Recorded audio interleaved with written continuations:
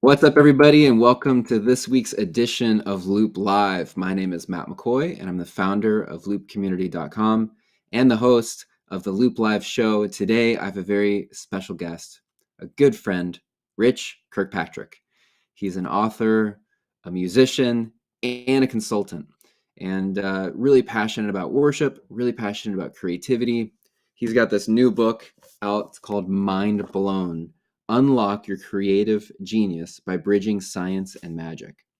Mind Blown shows you how to transform ideas from imagination to creation. So we're going to talk a little bit about creativity in the church as worship pastors, worship leaders, and looking forward to picking his brain about this topic. If you guys have any questions at all while we're talking, type them into the chat. We might take a few live if there are any, and it's going to be a great conversation. So what are we waiting on? Let's go ahead and bring in Rich Kirkpatrick.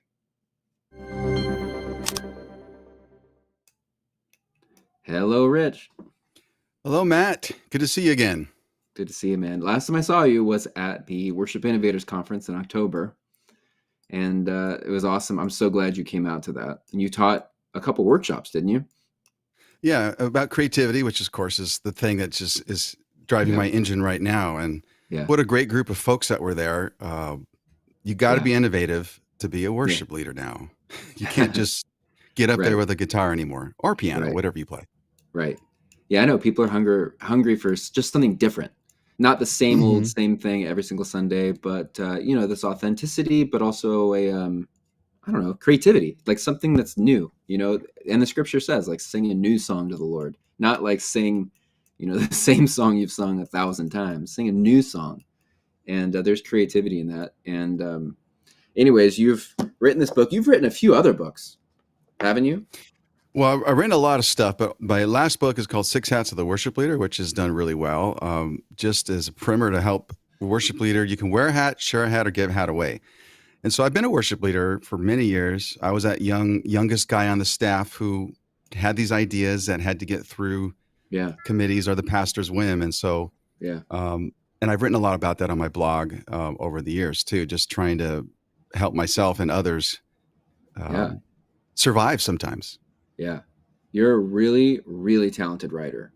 And I want to know, tell me, first of all, why you decided to really dive into creativity. I'm just curious, like in the past, like what made you want to write this book about creativity? Is there something that sparked that? Yeah. Like where you're like, hey, I'm really interested in this topic.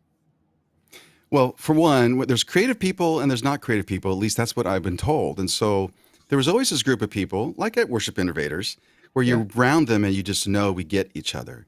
And then there's folks who they don't think they're creative and they think they don't get you. And I said, why is that the case? This can't be what creativity is. It's just this small group of people. Yeah. And so when I did research for this book, 20% of us are what they call divergent thinkers, which are more the creative kind of open-mindedness. And 80% are convergent thinkers. But the truth is, what the brain scientists have said and researchers is that we need to be both. And so I think that kind of made an aha moment for me because, I need to show up for meetings on time, but I also need to be the creative guy who comes up with a new experience and idea. So both of those kinds of things I discovered are important. And so I had to own over the years, showing up on time for meetings, like with Matt today. And also coming up with a new idea. Like we've done like 52 weekends a year. Yeah. you gotta, your job's almost on the line to at least not just phone it in. Yeah. So Right. that really propelled me to how do I help myself? So it's selfishness in a way, Yeah. but also the people I know kind of talk about what is this creative thing. So I try to define creativity in a way that demystified it. Do you think that anybody can be creative?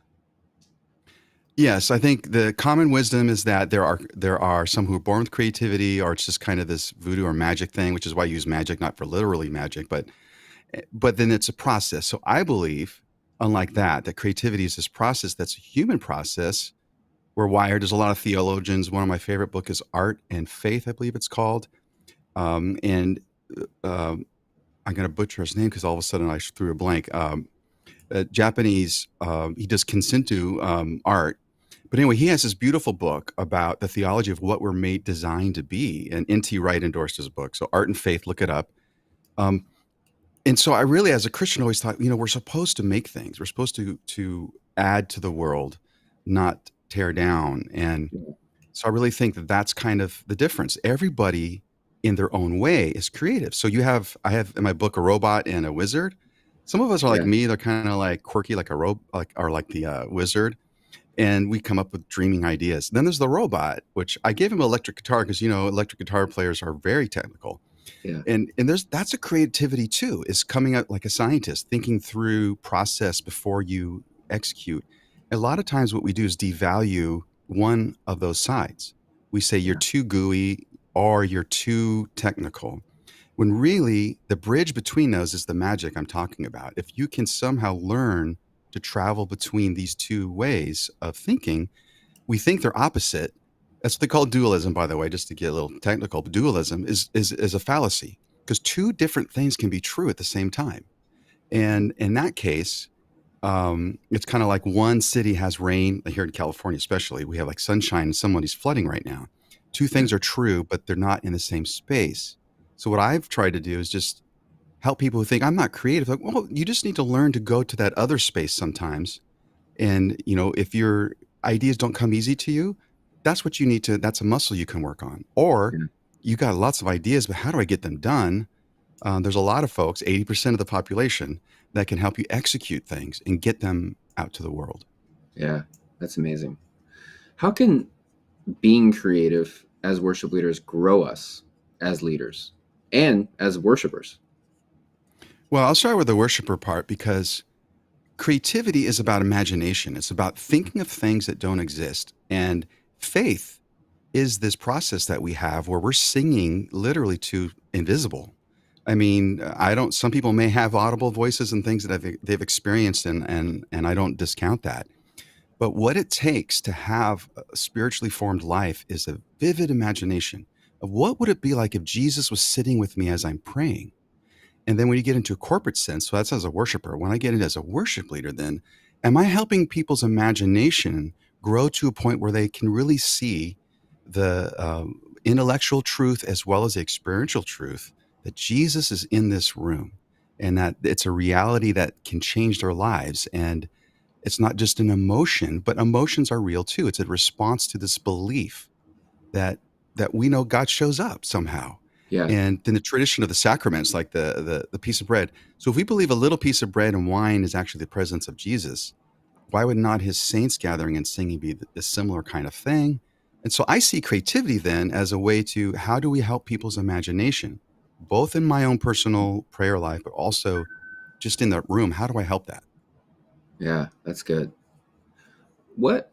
So sometimes it feels like worship leaders maybe don't have a lot of freedom to be creative because you're just picking songs that maybe you didn't write. These are like that's just the top 10 songs that are being sung right now in the church, and you may not feel like you have a lot of creative freedom in a role as a worship pastor, because you also, with the world of tracks, people are just like playing a track, they're playing the song exactly as it sounds on the album, and maybe they play at the same time every time.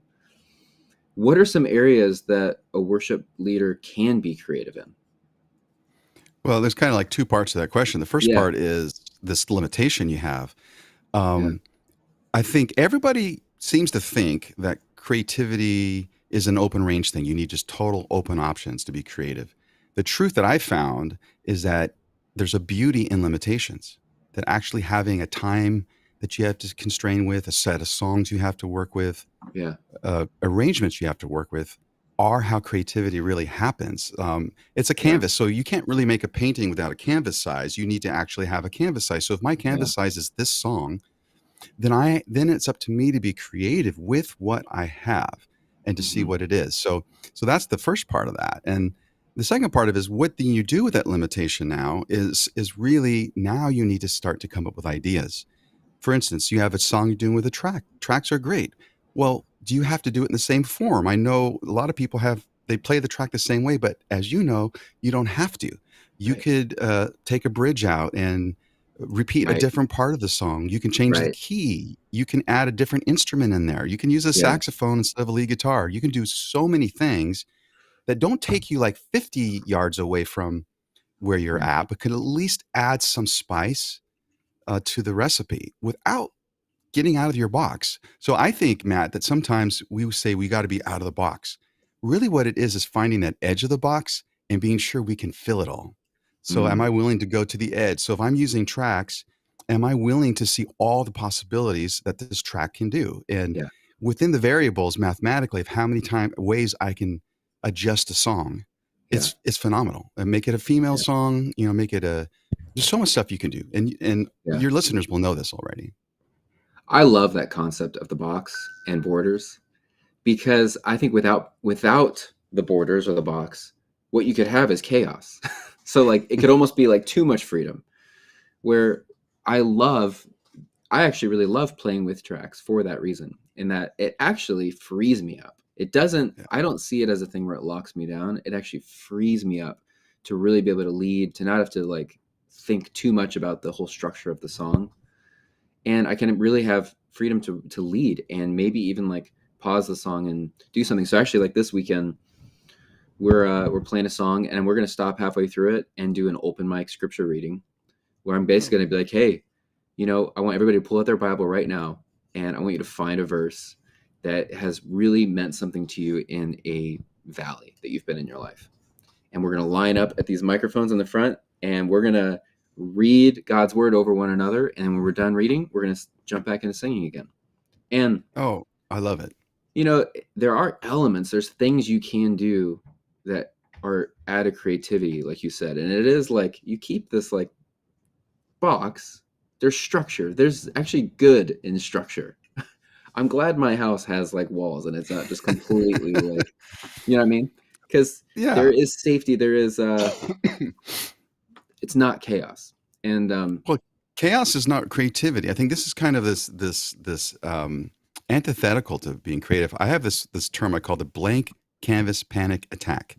yeah, If I'm starting with absolutely no guidelines, yeah, with nothing, then I'm panicking as a creative person, because I do need a structure. I do yeah, need to know, here's the color you paint with, or yeah, here's the song you have. Now, Matt, you want to put a prayer element in there, and that's totally creative. So you're not taking yeah, away your structure to make a creative idea work. You're actually using the structure. yeah. That's so good. Because yeah, if you didn't have a canvas, like let's say you're gonna paint and you didn't even have a canvas to paint, so you didn't even know where the boundaries were, then where do you paint? Like you start painting on your walls, like and it could go My forever. daughter Like, paints on her walls, which she does a yeah, great job, but right. My 4-year-old just started to experiment with that as well. Um, so yeah, I always give her a piece of paper and I say, paint on this paper right here. Don't paint on the table. But yeah, that's super interesting. So if worship leaders wanting to push boundaries, maybe, or maybe not even push boundaries, but fill the box fully because they haven't been filling it currently, and they're getting pushback from people on their team or their pastor or their church, what can a worship leader do to help ease that resistance? I think the two answers to that, first of all, is reframing what is creativity. So you go Yeah, to your leaders and say, I'm not here to change everything, but what yeah, if we could take, like Matt's illustration, yeah, a song and break it up and do this unpredictable open mic thing in the middle yeah. of it. So I think what it does is explaining to our leaders, their fear is that we have no concern sometimes, because Hmm. just to be honest, some of us have given it a bad rap, myself included, where we just get excited about ideas, and we don't really explain the follow through part of it. We don't see Yeah. that as part of creativity. And the truth is, and this one, the book, I have these three processes. The third step in there is about execution, getting it out to the world, the story. And I think oftentimes what we forget ourselves and to tell our leadership is that, you know what? It's not just about my Yeah. idea, which I'm excited about, but I need to also get excited about how am I going to get this to people where they can enjoy it? Like you made a service, just your example. Okay, you sound like excited. That I really think people are going to connect with this because when it's different and it gives them a chance to, Participate differently. participate in a different, yeah. And so that's exciting. So when you explain that idea, just as an example to your pastor saying, hey, we're still going to use the same kind of song, but we have this little experiment. I used to call it this for one pastor. I said, okay, we had this project sheet like everybody does, right? With Planning Center or whatever Yeah. tool. And we were so, production. I'm like kind of a time guy, Yeah. but Yeah. I always say we need to plan two places in the service that even are 15 seconds where we decide that it could go this way, or a different way. Yeah. And if it doesn't go that way, we go on. Like, for instance, a spontaneous prayer by the worship leader or pastor. So we Mhm. prepare for a moment that could be Yeah. open, but we also put it in a structure so that it had a chance to, if it didn't, nothing happened, Yeah. then we Yeah. weren't, we realize it doesn't always happen that way. And Mhm. so it's like, I'm choosing to be charismatic in a moment, but if Yeah. the spirit doesn't move, I'm not going to be upset about it. That's not up to me. And what you Yeah. do with creativity is you do the same thing as you say, I want to be open to these things, but Yeah. we're not going to change everything else yet Yeah. because order and thoughtfulness is part, I think even in the Bible talks a lot about order of worship and things like that. Because Mhm. chaos, you mentioned that word, it really doesn't help us communicate and be a community if people don't know what's going on. Yeah. Right. And you can plan and be creative. Like, because a lot of times people see creativity as like the opposite of planning. Like you were saying, like there's different types of Yeah. people. There's the creative people, and then there's the planners. And like they're two different things, but you can actually plan to be creative. So I liked what you said about scheduling and time in your service for something to happen. I was even thinking a couple weeks ago, I was leading worship. I was doing like an acoustic set with just a piano player. And during rehearsal, as we were playing the last song, I just was thinking like, oh man, it'd be awesome to launch into this song called Son of Suffering. And so I kind of like did it in rehearsal, just kind of like, and the lyric people in the back are freaking out because they're like, what song is he doing? And we don't have that's not in the sheet. That's not the Bless planning their center. What hearts are and you stuff. doing? Yeah. They're like panicking, thinking like, we can't do this. This is not the planning center. And I just told them afterwards, I was like, you know what? They're like, are you going to do that? I'm like, I don't know, but plan on me doing it. And let's just see what happens. Like, let's see Yeah. in the service. I just want to see how it's feeling, whether we're going to do it or not. But have it ready. And so they did. They pulled up the song and had it in Pro Presenter or whatever. And that's kind of an example of like being creative, but planning to be able to be creative, Well, yeah. making And the the people, space. and as you know, like technical volunteers, the biggest fear is they want to be invisible and do a great job serving. Yeah. And so when they get on the spot, when we like throw something at them, but to, like you did, coach them saying, here's what could happen. Yeah. You're basically taking, that's what creativity is though, Matt. That's that bridge between science and magic. It's logic and imagination. You need both of those things Yeah. in real time and real situations. And if leadership understood and we understood as creatives that that's really what it is, Hmm. then we can help our leadership not be so averse to us trying an idea because we could fail, but we knew here's what happens if we're going to fail, Pastor. If the song Yeah. doesn't come on, the team knows, and it won't be a bump, and we'll explain to the church what's going on if we had to beforehand. Yeah. All of that is really just like you said, the planning.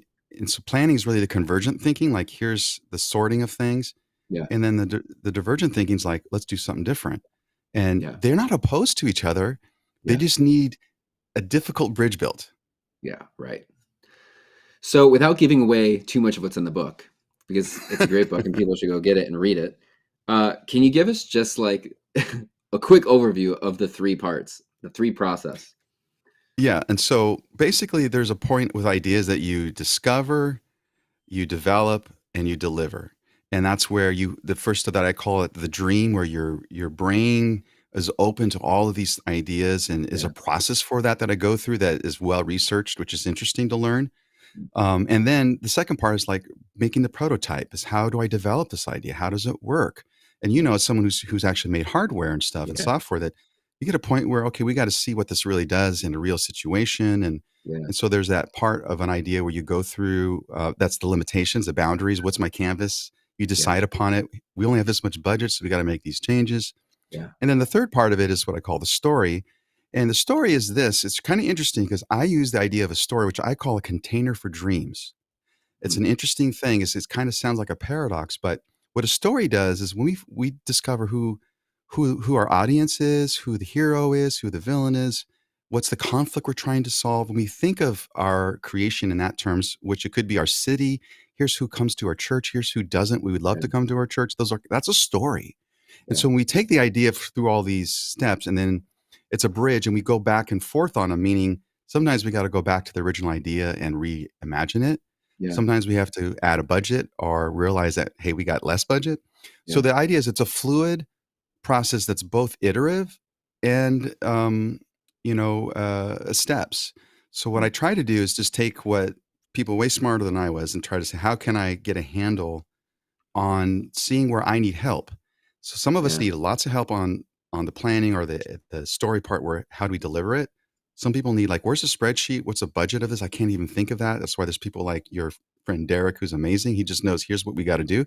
yeah, But then idea people, you know, some of us, which are rare, when we get together, we think it's the best thing in the world because no one else understands us. We need to be willing to say we're just one side of the coin.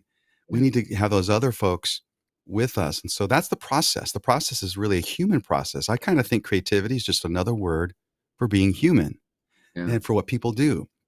We're made in God's image. Tolkien called us sub creators. And so this idea of this three steps isn't that there's just three steps, but it's just a way to look at what do people do when we're being people at our best. One, yeah, we're humble enough to see where we're deficient and we need each other, a community. yeah, We're humble enough to see that we need growth, where we need our brains to kind of think opposite direction than they're used to because we're so comfortable with just execution. Maybe we don't think about the creative ideas enough. yeah, So those kinds of things to me help us become better people in general. And it's not about being an artist or this yeah, musician person because your tech person who is an operator even they need to feel like they can be creative too. That mhm, that they are part of this process, even if it's not like hands on. They yeah, know that they're part of making a service or whatever your event you're doing right, great. And that so that's what that's for. It's really just a way to explain creativity as a process. It's not this voodoo thing that just some people can do. We yeah, all do it. It's just, are we willing to do the homework? yeah. As you have consulted with churches, worship leaders, where would you say is the major bottleneck for creativity happening in church? Is there a point in that process, like one of those 3 points that churches seem to kind of completely ignore or don't nourish? I think the idea generation, which is the discovering the dream, is one of those because um, a lot of times, oh, we got an idea, it's good enough. Let's just go with it. Yeah, And you don't really come up with 10 ideas or 100 ideas is really what you need in order to have the best idea. It's like, no, now you just started when you have one good idea. Now you need to see 10 yeah. ideas. Challenge So it with others. that's the number one thing. But the other side of it is Yeah, the other two, the execution. Like there's a lot of pastors I work with who are dreamers and have great ideas, but they can't get things pushed yeah, further along yeah, because they're not able to take an idea and understand that it's going to morph and look different when someone else takes it over, yeah, and they got to let go of it. And so those are the two. Number one would be idea generation, and number two would be just how do I let go of this and still it's my vision, and yeah. helping pastors do that. It's funny because I was just thinking through the idea generation and the dreaming part. I can totally see the different personality types and how they interact with that.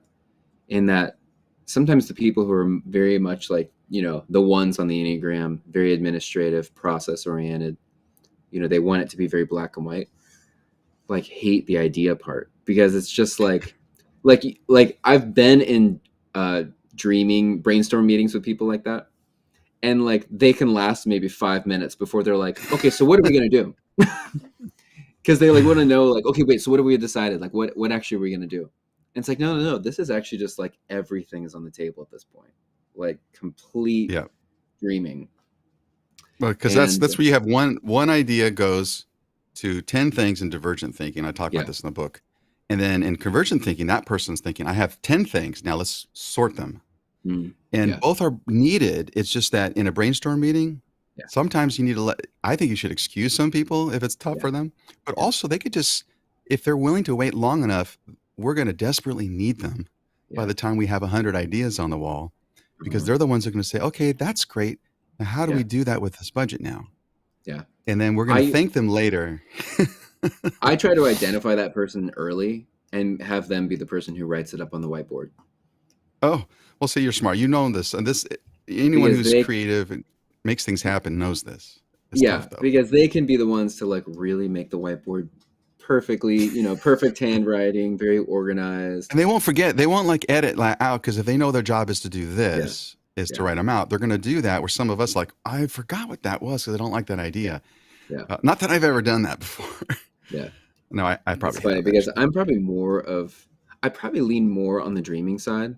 I love to dream and I love challenging my own dreams with other dreams. So like coming up with a great idea, but then being like, yeah, but maybe it's not great enough. And like trying to find something else. And it sometimes drives people on my team crazy because they're like, okay, so, but which one are we doing? And I'm like, well, I'm still just throwing ideas out at you. Like we're just thinking here. We're just dreaming. And, but it's anyways, but most of the things at Loop Community have all come from those processes. Yeah. And anyway, so my last question for you is how do you balance being creative without taking away from the worship service? So because I do think that people could maybe overdo it. And we're people in the congregation who are coming to church expecting to be led end up not being led because the person on stage is just like being overly creative.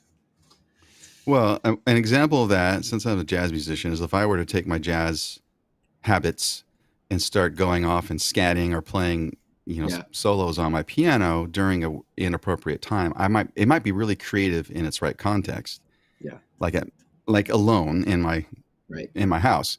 right, But what part of the story part of creativity is the balancing that, and what that story does is say, here's who I'm playing and are making this thing for, yeah, and I got to sit in their shoes. So empathy, which I talk a little bit about in the book, is really part of creativity's power. So an artist who's a maestro who thinks it's about me and my expression is really toxic. And we can accidentally get into that because, a lot of people might love what we do and our talent is your hmm, face is on a big jumbotron sometimes. Like I've been in yeah, that kind of situation and you're like, what the heck? And people have this weird thought of that. So you could yeah, get away with stuff. But yeah, then are people, am I sitting in that pew with that person? And am I experiencing with someone different than me something that they need that's serving them? And so an artist is going to, if you're writing a Broadway play, you're going to think about who is going to this play. How mm, are they going to respond to this scene?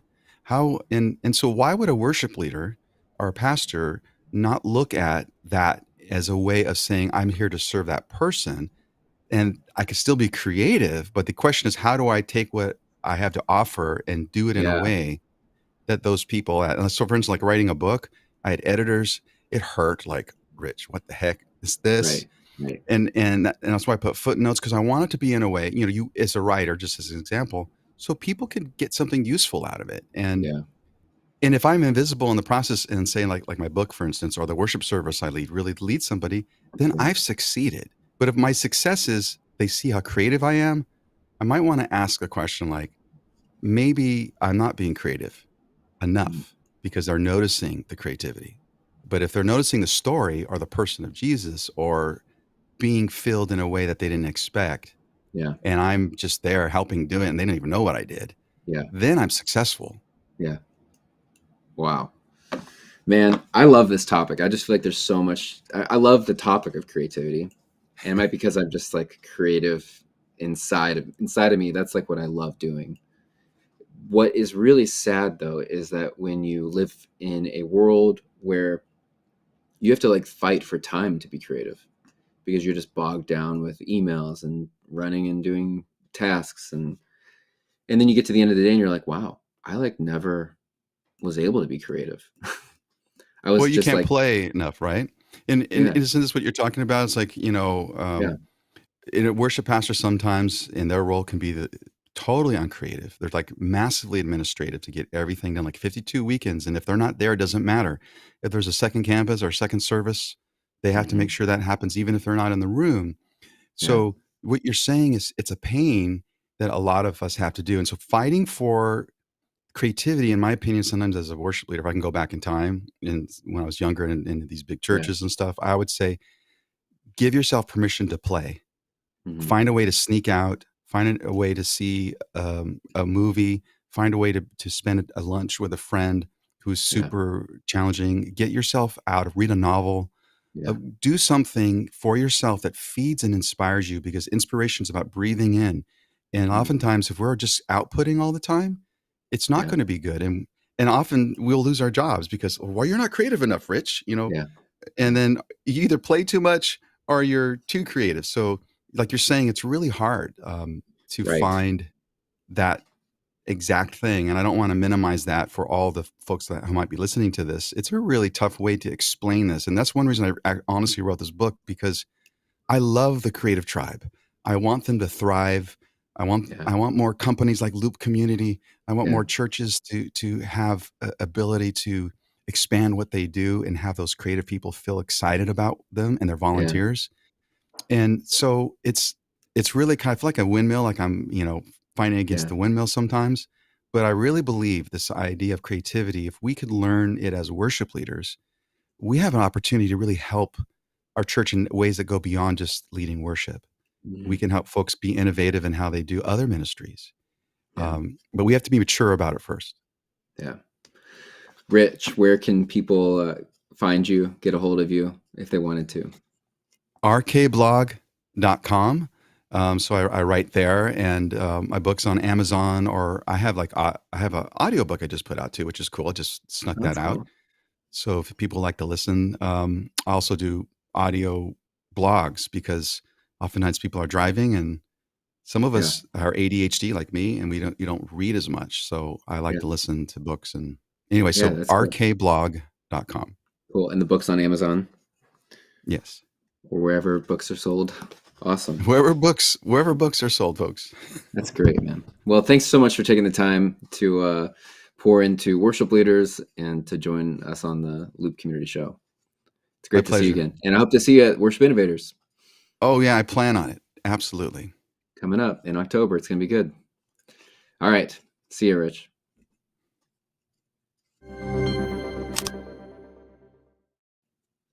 All right, you guys. Great conversation with Rich Kirkpatrick. Make sure you go check out his book, Mind Blown. Go to Amazon.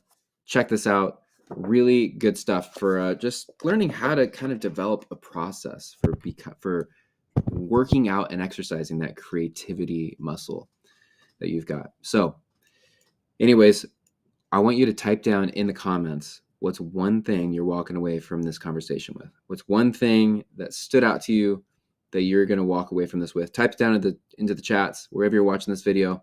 We'd love to hear from you. And make sure you hit the subscribe button so you can stay tuned for future Loop Live episodes. And thanks for being a part of the community. We'll see you next time.